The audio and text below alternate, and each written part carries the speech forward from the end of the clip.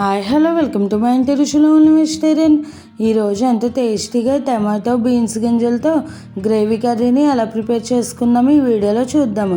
ఈ కర్రీ మనకు చపాతీ రైస్ దేంట్లోకైనా కూడా కాంబినేషన్గా చాలా బాగుంటుంది. ఈ బీన్స్ గింజలు మనకు ఈ సీజన్లోనే దొరుకుతాయి. ఇలా చేస్తే కనుక చాలా టేస్టీగా ఉంటుంది. కార్తీక మాసం సందర్భంగా ఉల్లిపాయ వెల్లుల్లిపాయ లేకుండా ఈ కర్రీని ప్రిపేర్ చేస్తున్నాను. చాలా టేస్టీగా ఉంది. ఇది మనకు రైస్ చపాతీ దేంట్లోకైనా కూడా కాంబినేషన్గా చాలా బాగుంటుంది.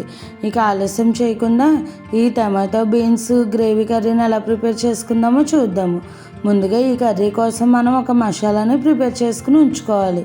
దీనికోసం ఒక మిక్సీ జార్ తీసుకుని అందులోకి ఒక 10 వరకు జీడిపప్పు పలుకులు, అలాగే 1 టీ స్పూన్ ధనియాలు, 1 టీ స్పూన్ గసగసాలు, 1 టీ స్పూన్ దోసపప్పు. ఇవి నేను వేసినప్పుడు కెమెరా ఆఫ్ అయిపోయి ఉంది, నేను చూసుకోకుండా వేసేస్తాను, అందుకని చెబుతున్నాను. తర్వాత ఇందులోకి చిన్న దాల్చిన చెక్క ముక్క, అలాగే 2 యాలకులు, 4 లవంగాలు వేసుకోవాలి. నేను తక్కువ మసాలాతో ఈ కర్రీని ప్రిపేర్ చేస్తున్నాను. అలాగే ఇందులోకి ఒక 2 టీ స్పూన్స్ వరకు ఎండు కొబ్బరి పొడిని వేసుకోవాలి. ఈ ఎండు కొబ్బరి పొడి ప్లేస్లో మీరు ఎండు కొబ్బరినైనా తీసుకోవచ్చు, లేదంటే పచ్చి కొబ్బరినైనా తీసుకోవచ్చు. తర్వాత ఒక చిన్న అల్లం ముక్కను కూడా వేసుకుని వెరీ స్మూత్గా గ్రైండ్ చేసుకోవాలి. ఇలా మెత్తగా గ్రైండ్ చేసుకుంటే కర్రీ మనకు చాలా బాగుంటుంది. ఇప్పుడు కర్రీ ప్రిపరేషన్లోకి వెళ్దాము. ముందుగా స్టవ్ పై కడాయి పెట్టుకుని అందులోకి ఒక 4 టీ స్పూన్స్ వరకు ఆయిల్ని వేసుకోవాలి. ఇందులోకి ఒక 1/2 టీ స్పూన్ జీలకర్ర, అలాగే కారానికి తగినట్టుగా ఒక 2 లేదా 3 పచ్చిమిర్చి, తర్వాత 2 రెమ్మల వరకు కరివేపాకుని వేసుకుని ఈ తాలింపు దినుసులను ఫ్రై చేసుకోవాలి. ఇది గ్రేవీ కర్రీ కాబట్టి కొద్దిగా ఆయిల్ ఎక్కువగానే పడుతుంది మనకు. ఈ తాలింపు అంతా కూడా బాగా ఫ్రై అయిన తర్వాత ఒక 1/2 కేజీ వరకు టమాటాలను తీసుకుని ఇలా ముక్కలుగా కట్ చేసుకుని వేసుకోవాలి. ముగ్గిన టమాటాలు అయితే కనుక కర్రీ చాలా బాగుంటుంది. ఇప్పుడు ఇందులోకి ఒక 100 గ్రాముల వరకు మన మెయిన్ ఇంగ్రీడియంట్ అయిన ఈ బీన్స్ గింజలను వేసుకోవాలి. ఇవి ఈ సీజన్లోనే వస్తాయి. ఈ బీన్స్ పిల్లలు కూడా చాలా ఇష్టంగా తింటారు. అలాగే ఇందులోకి ఒక పెద్ద బంగాళదుంపని తొక్క తీసేసుకుని చిన్న ముక్కలుగా కట్ చేసుకుని వేసుకోవాలి. ఈ బంగాళదుంప ఆప్షనల్, కావాలంటే వేసుకోవచ్చు, లేదంటే లేదు. ఇప్పుడు ఇవన్నీ వేసుకున్న తర్వాత అంతా కూడా బాగా మిక్స్ చేసుకోవాలి. మీడియం ఫ్లేమ్లో ఇవన్నీ కూడా బాగా మిక్స్ చేసుకున్న తర్వాత మనం ముందుగా గ్రైండ్ చేసుకున్న ఈ మసాలా పేస్ట్ని వేసేసుకోవాలి. ఈ మసాలా పేస్ట్ వేసుకున్నప్పుడు మీడియం టు సిమ్ ఫ్లేమ్లోనే పెట్టుకుని ఫ్రై చేసుకోవాలి, లేదంటే మనకు అడుగు పట్టేసే ఛాన్సెస్ ఉంటుంది.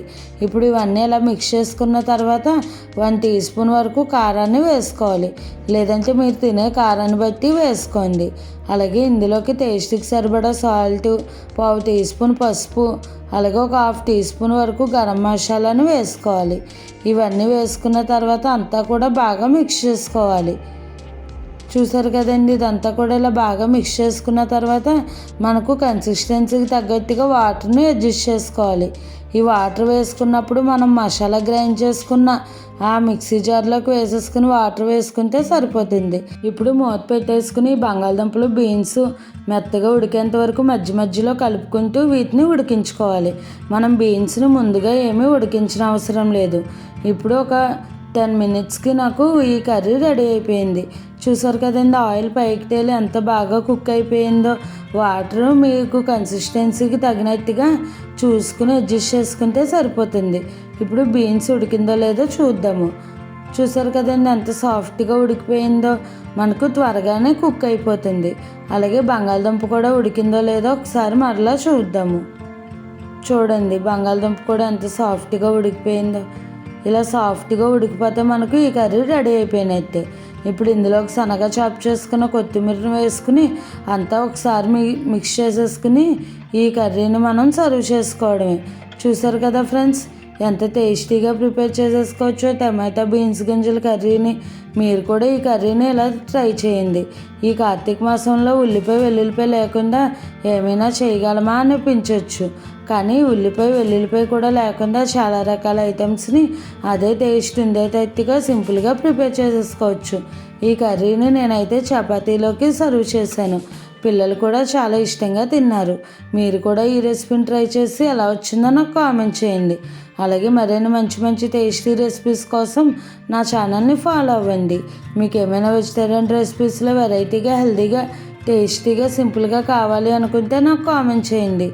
ఈ రెసిపీ కనుక మీకు నచ్చినట్టయితే లైక్ చేసి, షేర్ చేసి, కామెంట్ చేసి నా ఛానల్ సబ్స్క్రైబ్ చేసుకుని పక్కనే ఉన్న బెల్ ఐకాన్ క్లిక్ చేయడం మర్చిపోకండి.